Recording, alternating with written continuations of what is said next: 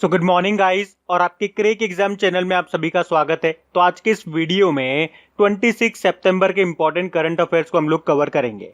तो हमारा पहला प्रश्न क्या है, हाल ही में किस राज्य में मुख्यमंत्री ग्राम्य परिवहन अचोनी योजना शुरू हुई है? तो आंसर होगा असम में। तो असम के जो मुख्यमंत्री हैं सर्बानंद सोनोवाल, उन्होंने ग्रामीण परिवहन योजना जिसका नाम है मुख्यमंत्री ग्राम्य परिवहन अचोनी योजना उसको शुरू किया है। और इस योजना का मेन उद्देश्य है ग्रामीण कनेक्टिविटी में सुधार करना और गांव में रोजगार पैदा करना। इसके लिए राज्य के सभी गांव में लाइट मोटर व्हीकल सर्विस शुरू की जाएगी और वहां के जो भी लोग ये जो लाइट मोटर व्हीकल खरीदेंगे, जो टेम्पो वगैरह हो गए, ताकि कनेक्टिविटी बढ़ सके, तो उस केस में सरकार उनको 25% तक का भुगतान करेगी। जैसे किसी व्यक्ति ने एक टेम्पो खरीदा तो वो जितने का भी आता है तो उसका 25% सरकार देगी, या तो 25% या 1 लाख रुपए, जो भी कम होगा वो सरकार देगी। तो इससे क्या होगा, ग्रामीण क्षेत्र में कनेक्टिविटी में भी सुधार आएगा और लोगों को रोजगार भी मिल सकेगा। अब बात आसाम की है तो ये रहा मैप में आसाम, कैपिटल दिसपुर है, मुख्यमंत्री सर्बानंद सोनोवाल और गवर्नर है जगदीश मुखी, और असम हाईकोर्ट की चीफ जस्टिस का नाम है अजय लांबा। अभी आपको याद होगा असम में भारत का सबसे लंबा नदी रोपवे शुरू हुआ है। किस नदी पे? ब्रह्मपुत्र नदी पे, जिसकी लंबाई है 1.8 किलोमीटर। अभी असम सरकार ने अरुणोदय स्कीम भी शुरू की है। और असम से दो मोस्ट इंपॉर्टेंट क्वेश्चन मैं आपको बताता हूँ।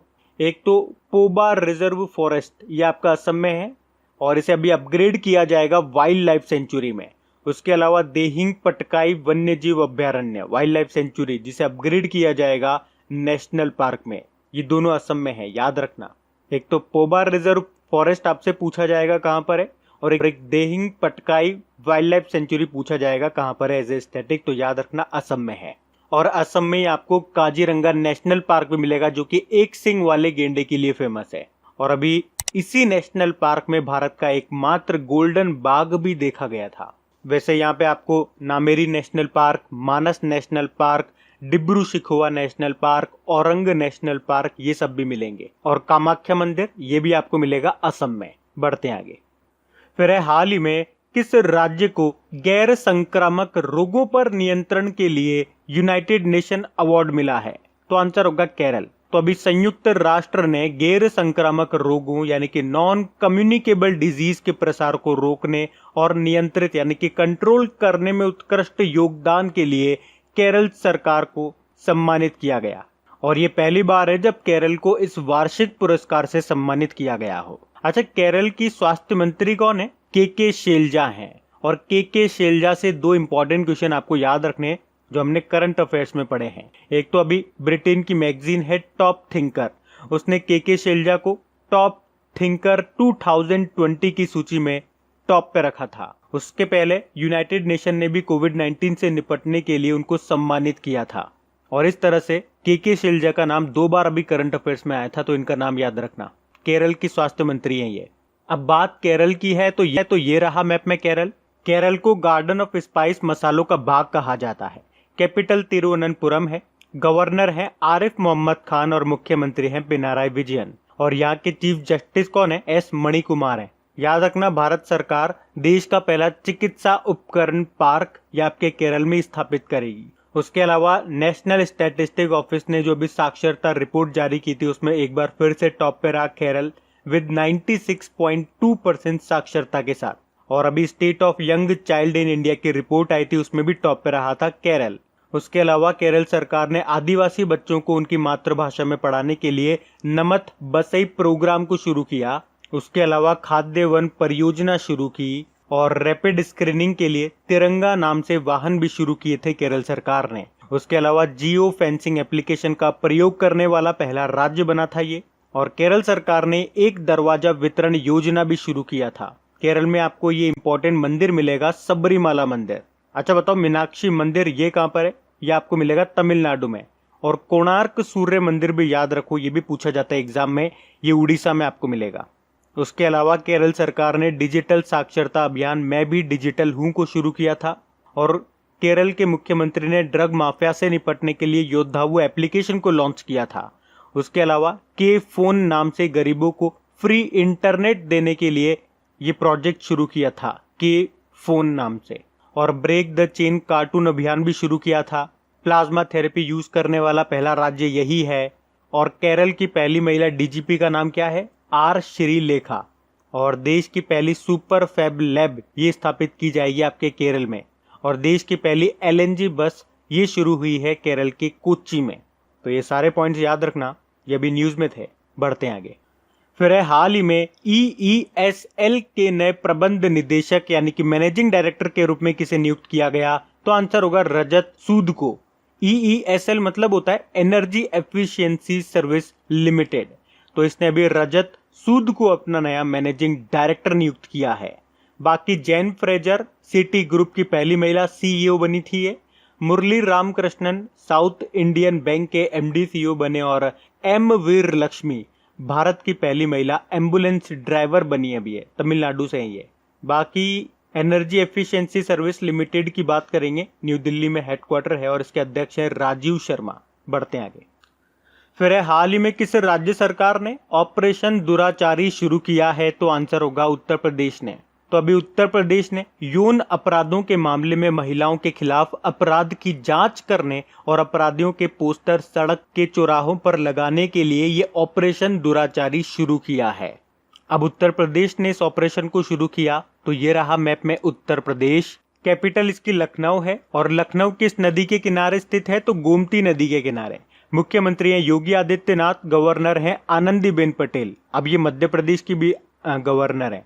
अभी आपको याद होगा उत्तर प्रदेश ने गौतम बुद्ध नगर में देश की सबसे बड़ी फिल्म सिटी बनाने की घोषणा की है। उसके अलावा उत्तर प्रदेश सरकार ने आगरा में जो मुगल म्यूजियम बन रहा है उसका नाम बदलकर छत्रपति शिवाजी करने की घोषणा की है।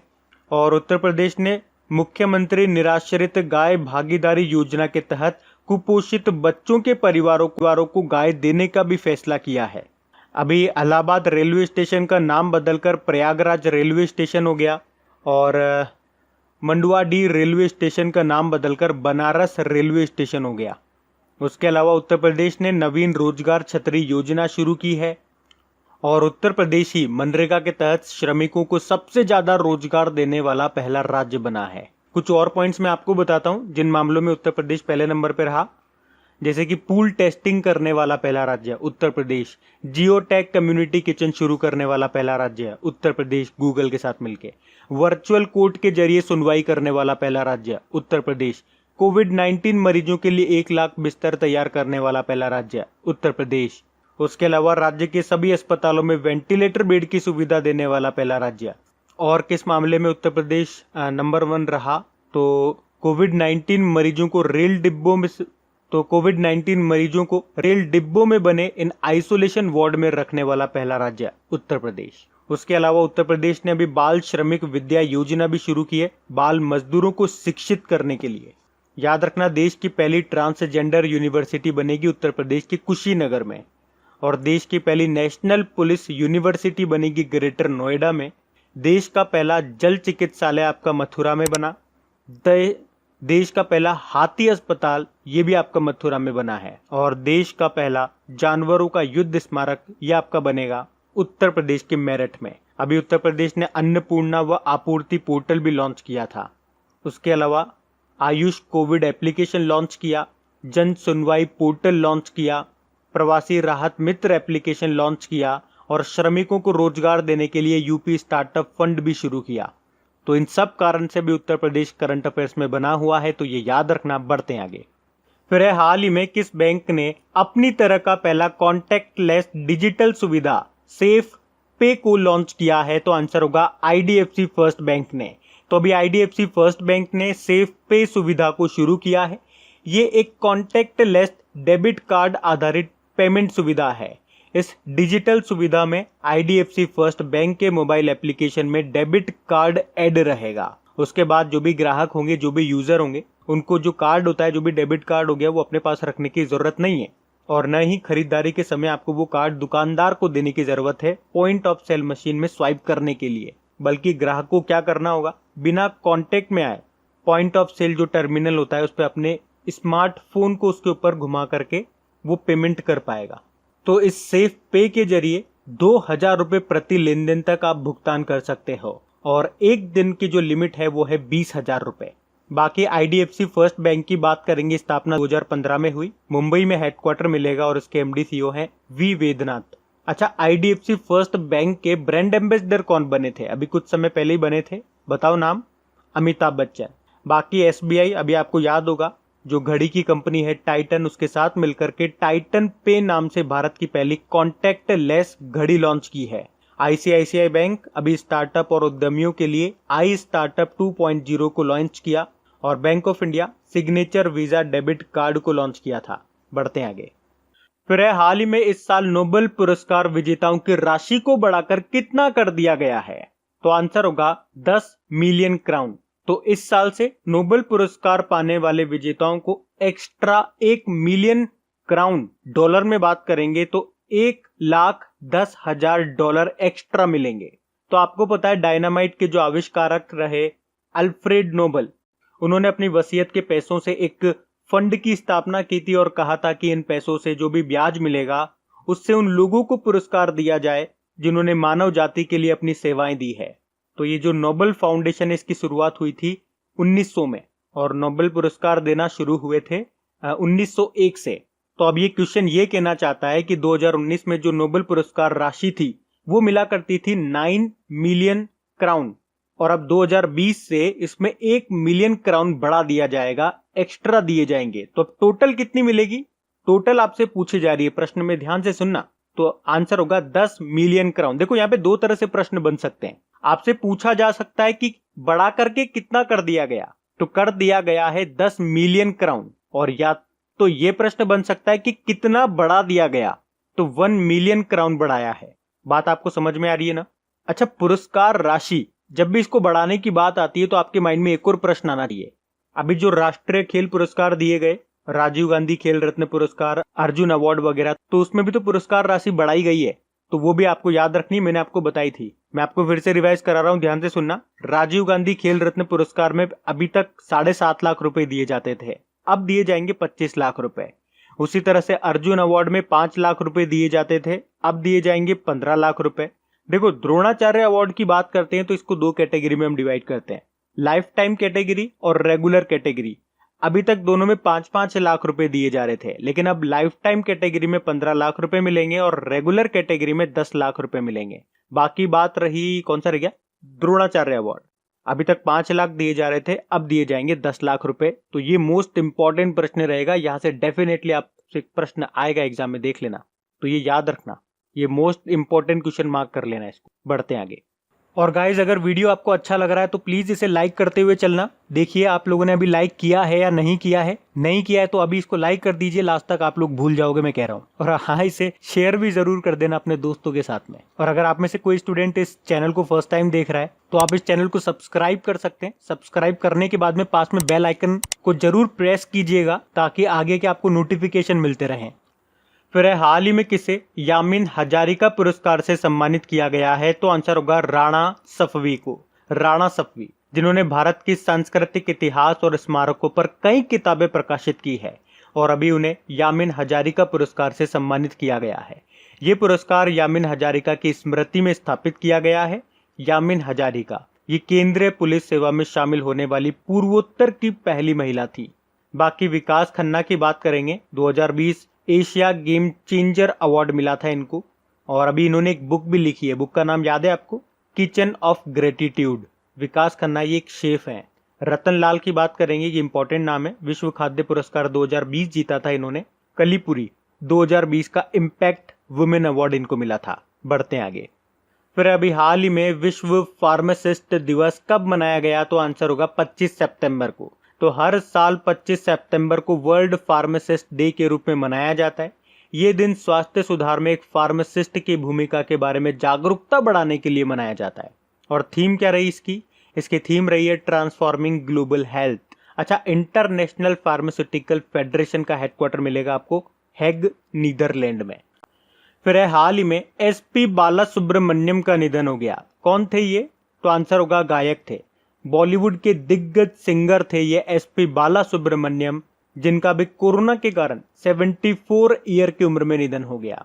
1989 में मैंने प्यार किया, सलमान खान की मूवी आई थी, उस फिल्म में सभी गाने इन्होंने ही गाए थे।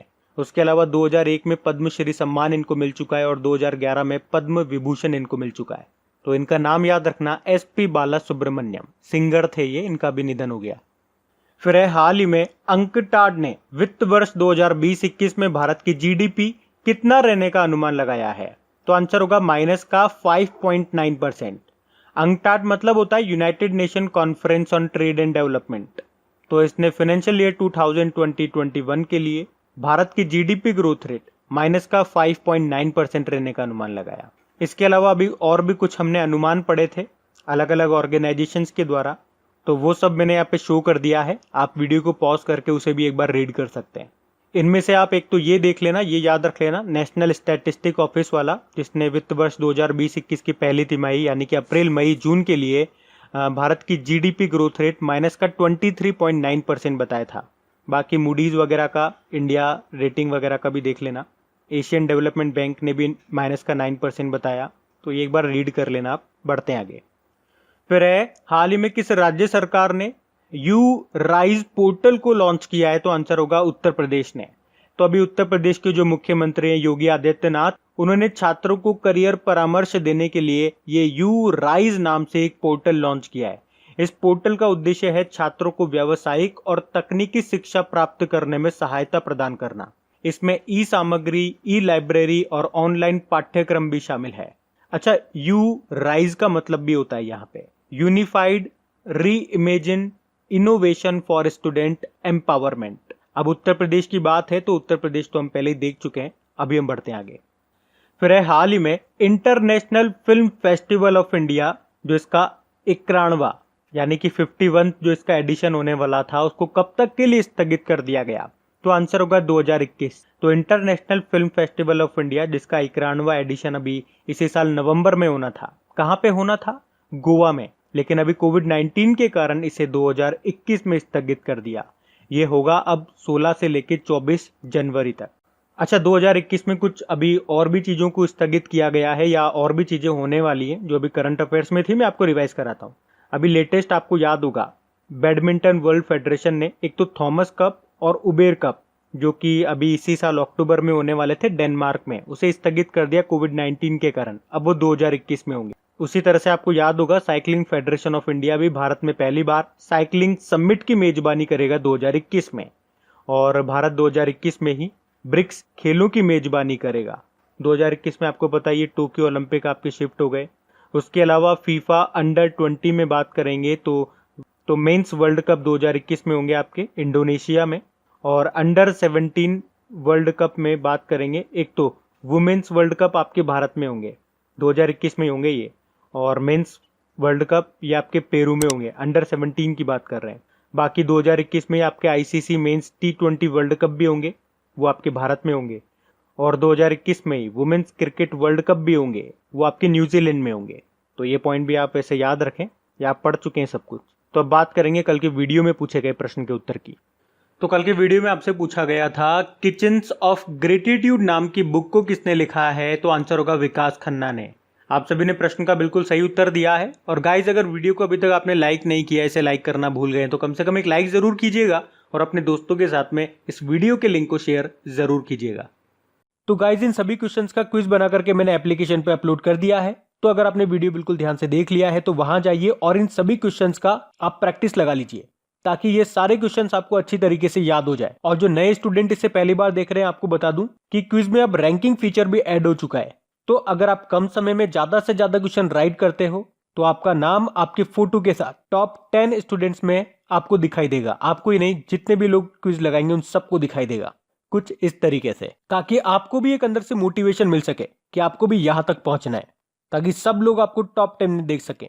और वैसे भी आप तो आपके इन करंट अफेयर्स का रिवीजन करवाने के लिए मैं इसका ऑडियो भी तैयार कर रहा हूं। तो दिन में 4 से 5 मिनट निकाल करके वो आप ऑडियो सुन लीजिए, ताकि आपका इन करंट अफेयर्स का फिर से रिवीजन हो जाए। क्योंकि आपको पता है चीजों को पढ़ना इंपॉर्टेंट है, लेकिन समय समय पर उनका रिवीजन करना बहुत ज्यादा जरूरी है। रिवीजन नहीं करोगे तो वो सारी चीजें आप भूल जाओगे। तो आप ही के लिए मैं इसका रिवीजन ऑडियो तैयार कर रहा हूँ। तो उस ऑडियो का लिंक मैंने नीचे डिस्क्रिप्शन में दे दिया है, वहां जाकर के आप मुझे फॉलो कर लीजिए। और फॉलो करने के बाद में पास में जो बेल आइकन आएगा आप उसे जरूर दबा लेना, ताकि जब भी मैं ऑडियो अपलोड करूं उसका नोटिफिकेशन आपको मिल सके। और एप्लीकेशन अगर अभी तक आपने डाउनलोड नहीं किए तो उसका लिंक भी आपको नीचे मिल जाएगा।